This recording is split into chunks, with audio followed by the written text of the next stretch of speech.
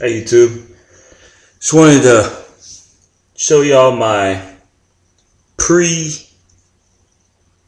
storage prep. And the reason I say pre is because this is not done. Because I'm giving it some time before I decide whether I need to cut it back open and readjust them. Let me just show y'all.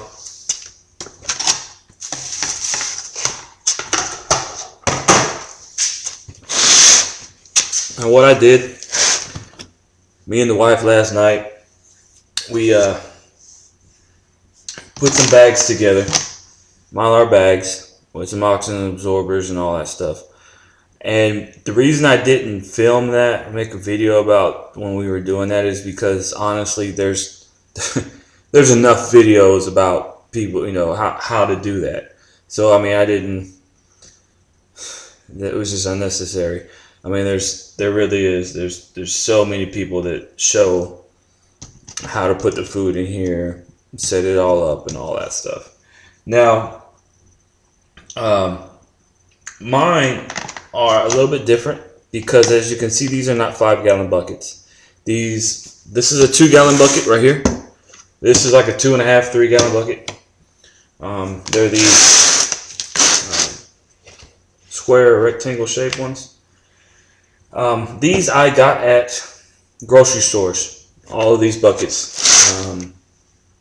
It's not many, but I'm one of those preppers that stay on a budget all the time, and I don't have a lot of money. I'm sorry.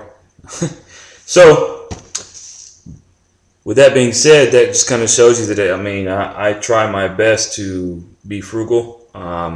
To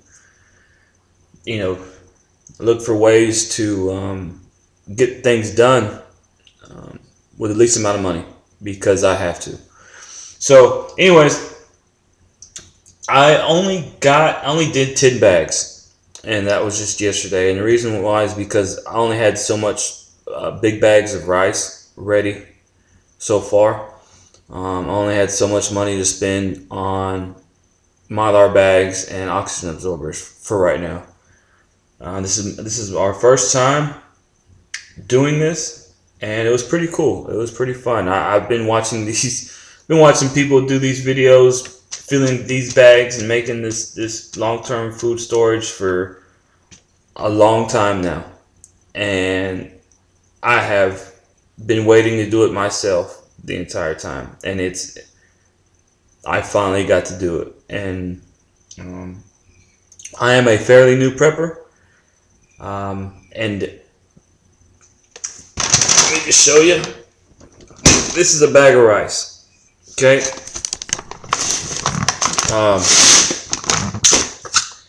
This is the bags I used were 2-gallon bags, Mylar bags. I believe they're 5 mil. I believe. I could be mistaken. Anyhow, I used 1,000 cc oxygen absorbers for these, and it would be 1-to-1. So 1,000 cc oxygen absorber per 2-gallon Mylar bag. Okay, that's only for like rice and beans and stuff like that in that nature. Pastas, you want to put double. And the reason being, most pastas, they take up more space, therefore having more oxygen or air in between them. Therefore, you need double or just more cc's of oxygen absorbers for that bag. So anyways, a good site to go to, I can't remember it right now, but you can pull it up. You can just Google it, and you can get the information you need to find out what how many cc's oxygen absorbency you need for whatever you're putting in your bags. That's for you guys that haven't did this yet, but I encourage you to do it because it's really cool. But also, as you can see right here, this is the amount of space that I ironed. And this is sealed, all of this. And the reason why, most people I've seen, they only do about this much, you know, on the ends. I try to double that. Reason being, I noticed that when I was first doing it, there was, you know, certain little spots where, like, right here, the seal wasn't completely, you know, wasn't completely sealed. I just needed more heat. So keep that in mind. You need a good amount of heat on these things. Don't try to, you know, say, oh, I'm going to, you know, start off with a small amount of heat because I don't want to burn through the bag. The probability of that happening with iron is, I mean, you'd have to just leave it on there for like minutes. But anyways, I mean, I put my my iron on almost the top setting to do this. I found out because I started with a little bit of heat and then I noticed it wasn't sealing.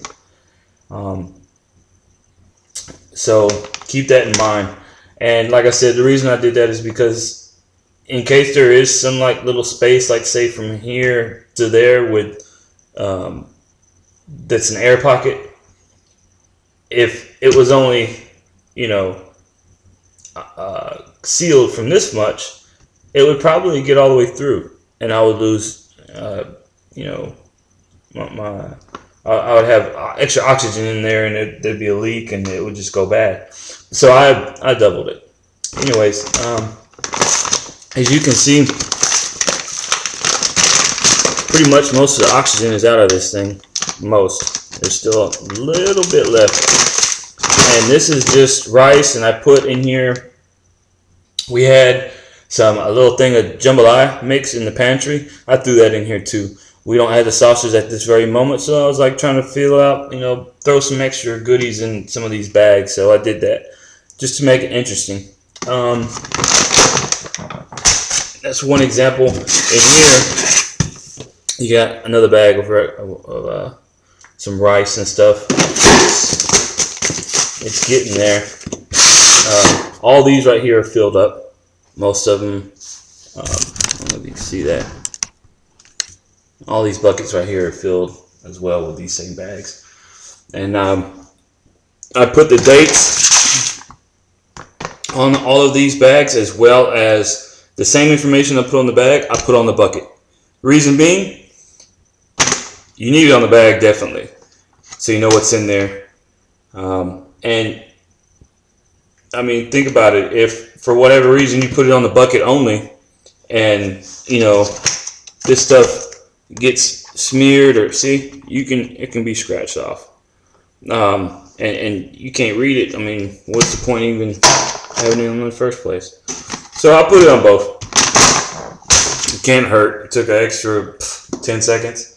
Anyways, this bag, I got some egg noodles, a couple packs of the small little mac and cheese preps, and a popcorn bag, some small things of oatmeal, the little instant ones. Like I said, I try to make it interesting, and I try to put some variety in each bag. Because if it comes time that you would need to bust these things open and eat them, it would be actually a lot more cooler and exciting to have a few more extra options than just rice or beans or, you know, boring stuff like that. So another thing I wanted to talk about, also bring to light, the reason that I chose 2-gallon bags, Mylar bags, instead of 5-gallon Mylar bags is for several reasons. One, the main one, my family's not that big. So at the time that we would be using these things, I would have to crack open, say for instance it was a 5-gallon bag, I have to cut it open, dig up in there, and for weeks at the least on end, I would have to make sure that food stays sealed some kind of way. I mean, if I don't have electricity, you know, how am I going to use my iron? I'm not saying that's not going to happen. I'm just just throwing things out there, but the point is it would be more of a hassle. And I don't want to have to worry about bugs or oxygen or anything else screwing up my food. So, knowing also that I don't plan on eating rice, for my family every single day, day after day. I like to change it up a little bit. Like maybe one day rice, another day beans, another day maybe rice and beans, another day something else, maybe next day noodles, stuff like that. So it's going to be, like I said, weeks at the least, if not a month or two, of having a 5-gallon bag full of rice that's just sitting there unsealed. So I got 2-gallon bags, so I don't have to go as long with each bag being open while I'm eating it for me and my family. So that's one reason. The other reason is, those big old bags of, the 5-gallon bags, if that whole thing's full, say in a bug out situation or just transporting period, you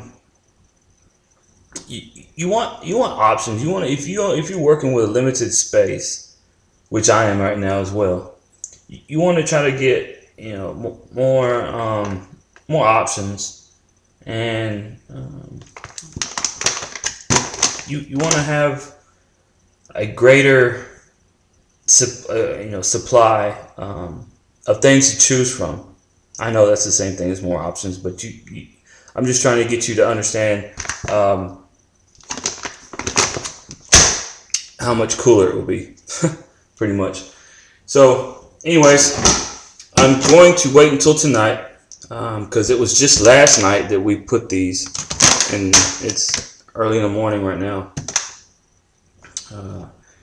And supposedly it takes like 24 hours to 48 hours for the oxygen absorbers to fully suck out all of the oxygen from the bags. So we're going to give it some time, and I'm going to give it until tonight. And if by tonight I'm not happy with the way these bags look, I'm going to simply cut the corner off of a bag, use a vacuum, because we didn't use a vacuum to do these, because at the time it just didn't seem necessary. If I did it again, would I use vacuum? Yes. And I knew that already, but like I said, at the time it just didn't seem like we needed it. So we're going to try that out, and all I have to do is cut a corner off, stick it in there, vacuum the rest out, and seal it back up. No problem. So, I mean, I'll just be out another $10 for the oxygen absorbers, but rather be out 10 than a whole supply of food. And apart from what I have here, we also got these 3 bags. And as you can see, we got different servings per bag. Some 26, 32, 30. The reason for that is because we want to have options depending on, and a better, more to work with when it comes down to it, because we're not sure how many people are going to be with us in that type of situation. Whether it be a hurricane or the lights just go out or whatever. I'm not prepping for the end of the world here. I'm just for if it's hard to get food at the store. That's it. Just to make sure my family gets fed. But anyways, we put how many cups, and we did that so that we can have an idea of how many servings are in each bag. And you can see on this bag right here the little indentions from the rice. So that kind of shows that the oxygen absorber is working good on that. But I don't have extra buckets for these yet. That's why they're in here right now. I've got to go get some more. But you get the idea. And I'll do a follow-up video, let you know how this went, if I had to open them up or not. So, hope this helped out somebody. And good prepping. Get it done. God bless.